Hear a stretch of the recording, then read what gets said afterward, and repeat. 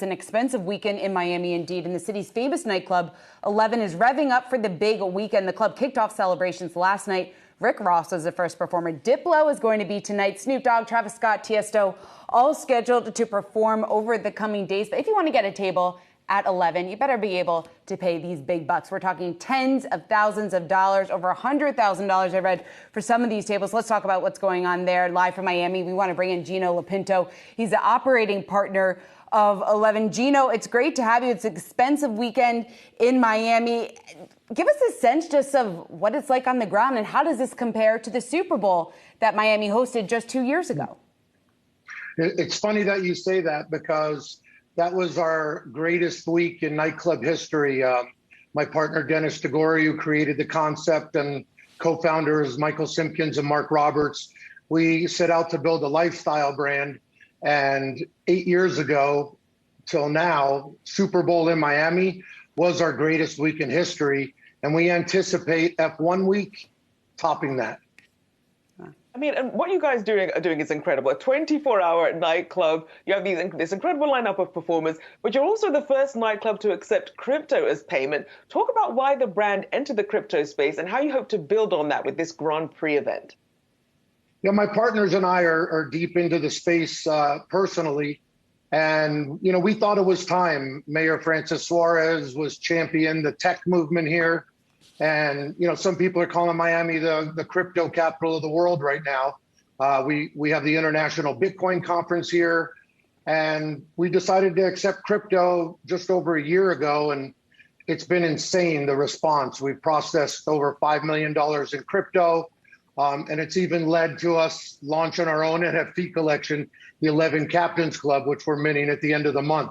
So it's exciting to even see this week with Crypto.com being involved and FTX throwing events, that people are actually prepaying for our tables in crypto quite a bit. How much are they paying? We were reading over $100,000 for some tables. Is that accurate? It is. I mean, from last night through Sunday, they started at $5,000. We do sell the owner's table, which is a whole branding package presented by 11 Vodka.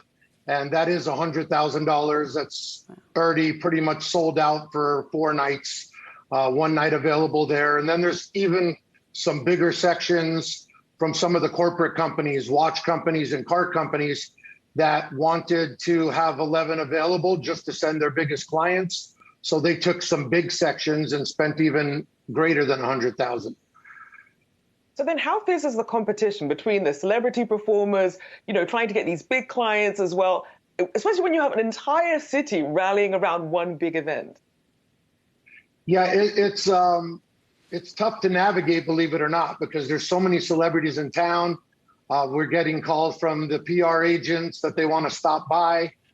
And, we have to navigate how many people we can let in, along with the crazy crowd that's already here. I mean, Miami's expecting over 300,000 people, and the stadium, Hard Rock Stadium, where they built the Miami International Autodrome for the race, really only holds 65,000. I think they built it up to 80,000. So that tells you about 75% of the people coming into Miami are here to party. Certainly are. I'm jealous of everyone that's down in Miami, including you right now, Gino. Give us a sense, because there was actually a piece in the Wall Street Journal this morning, and they were saying the spending that's happening right now on concerts, on people going out to eat, on people traveling, it's back to what it was in 2019, those pre-pandemic levels. Outside of a weekend like this, what are you seeing? Are more people going to your club than ever before? It's shocking, but coming out of COVID, it's actually increased quite a bit. We were on a steady increase since opening in 2014, and 2019 was our best year prior to COVID. And coming out of it, it's been, 40% better than 2019. So Miami's just on fire. I believe it's happening in many cities, but Miami, I think, is just on another level. Sexy city with a lot of happenings, and Zoom calls have just kind of changed the game. So a lot of Northeastern influx of people moving here, Wall Street people, crypto, as you said. It's been incredible. Then when you have so many people coming, because you're talking about sort of the international clients that are also coming, as well as the domestic clients who are coming for these sorts of events, what does that really tell you about where you can go from here? I mean, who would have thought Formula One would be the thing that would draw everybody in? What are you thinking in terms of future collaborations or future events that you'd like to participate in? It's unbelievable. We already have the famous Art Basel, our Miami Music Week. We're always the two biggest weeks. And of course, the typical New Year's and holidays. Then they added the International Bitcoin Conference last year, which grew tremendously this year. Now F1 signs a 10-year deal. And ironically, I feel like this F1 race may be the biggest one in history for first-time racegoers.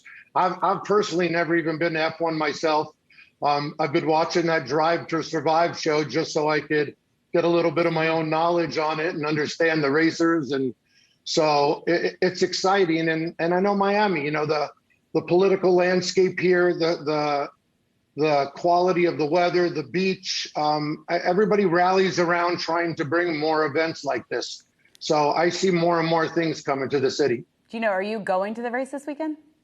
I am going to the race. I was a guest of Red Bull executives, so I'm excited because they own 2 cars. So I'm pretty sure the area and the seats will be pretty good and a lot of fun. It certainly sounds like that. Gino LoPinto, great to see you. Thanks so much and have a great weekend.